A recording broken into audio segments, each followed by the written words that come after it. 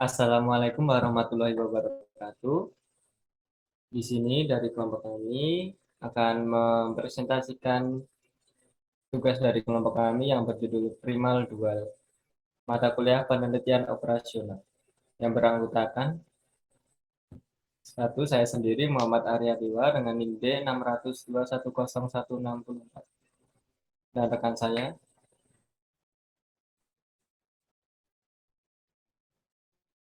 Saya Isnaini Fajri dengan NIM D602107172. Dan saya sendiri, Rehan Akbar Norma Putra dengan NIM D600-210-177. Dan saya Kansa Syabila Anjani dengan NIM D600210183.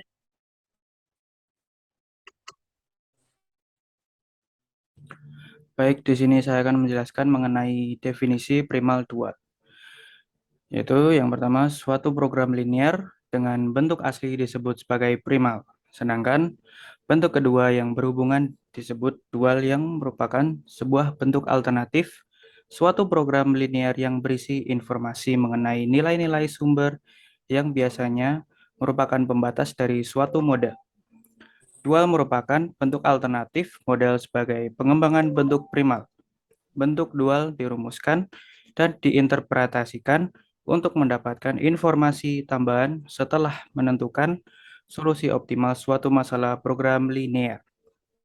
Lanjut. Berikutnya ada hubungan primal dan dual. Masalah primal dual simetrik suatu program linear dikatakan berbentuk simetrik jika semua konstanta ruas kanan pembatas bernilai non-negatif dan semua pembatas berupa pertidaksamaan, di mana pertidaksamaan dalam masalah maksimasi berbentuk kurang dari sama dengan dan pertidaksamaan dalam minimasi berbentuk lebih dari sama dengan. Dalam notasi matriks, masalah primal dual simetrik adalah sebagai berikut. Yang pertama primal, maksimal maksimasi Z sama dengan C kecil X dengan pembatas A, X kurang dari sama dengan B, X lebih dari sama dengan 0.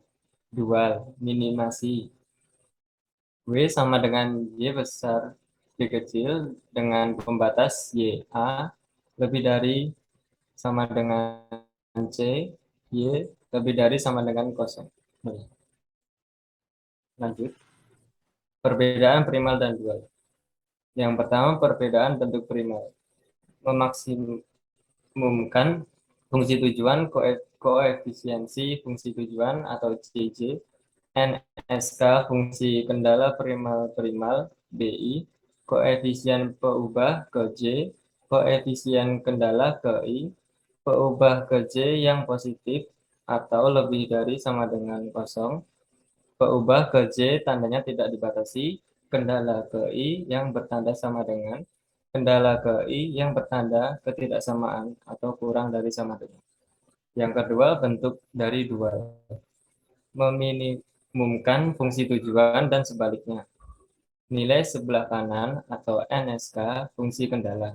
Koefisien fungsi tujuan, koefisien kendala ke J, koefisien peubah ke I, kendala ke J dengan tanda ketidaksamaan atau lebih besar daripada atau sama dengan. Kendala ke J yang bertanda sama dengan, peubah ke I tandanya tidak dibatasi, peubah ke I yang positif atau lebih dari sama dengan. Lanjut.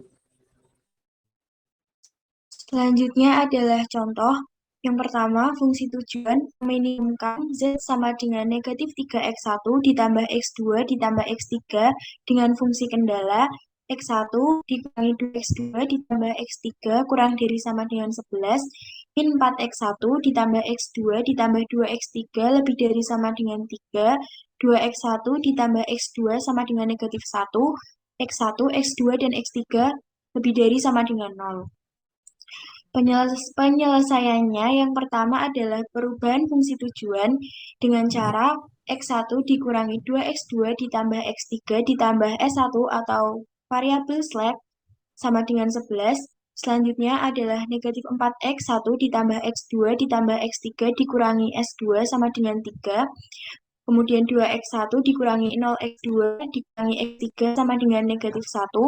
Kemudian dikalikan dengan negatif 1 dikarenakan pada ruas kanan itu tidak boleh negatif. Hasilnya menjadi negatif 2x1 ditambah 0x2 ditambah x3 sama dengan 1. Selanjutnya yaitu menambahkan variabel buatan untuk semua persamaan.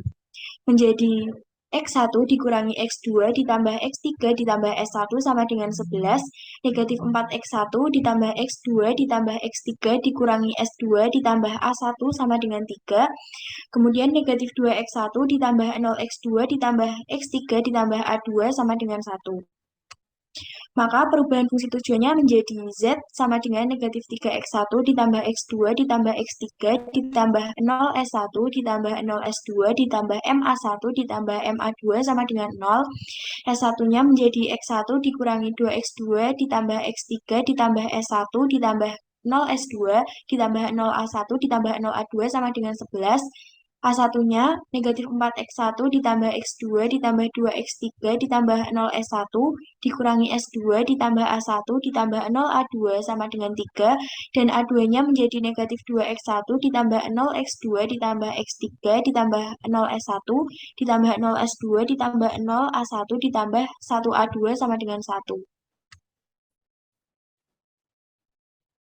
Untuk langkah selanjutnya, kita masukkan variabel tadi ke dalam tabel. Di sini pada baris ke-0 kita pilih angka yang nilainya paling besar, yaitu ada 3M-1 milik dari X3. Nah, kemudian kita cari rasionya dengan membagikan NK ini dengan X3, yaitu 11 dibagi 1, 3 dibagi 2, 1 dibagi 1. Kemudian di dalam rasio ini kita cari nilai yang terkecil, yaitu ada di baris keempat. Nah, di sini di baris keempat dan juga X3 kita ketemu ada nilai 1 sebagai pivotnya. 1 harus diubah menjadi 1 kan sudah tidak perlu diubah, sehingga kita perlu mengubah elemen yang lain menjadi 0.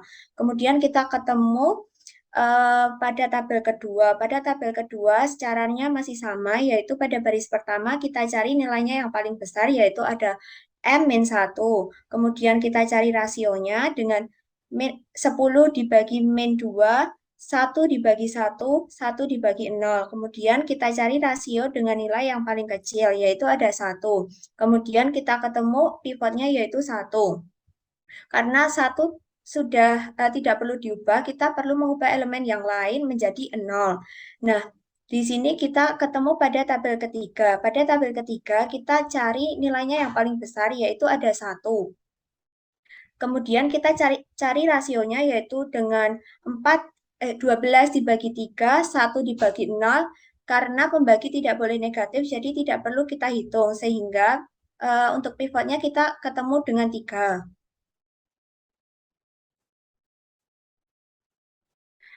Untuk tabel yang terakhir, karena di baris pertama nilainya sudah tidak ada yang bernilai positif, sehingga ini sudah optimal.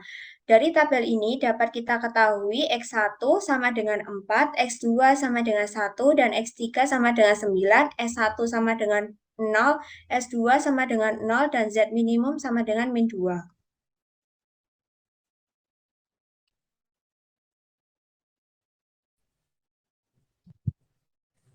Cukup sekian dari kelompok kami mengenai presentasi tentang primal dual. Bila ada salah kata atau berkata dari kelompok kami, mohon maaf sebesar-besarnya. Bila taufiq walhidayah, wassalamualaikum warahmatullahi wabarakatuh.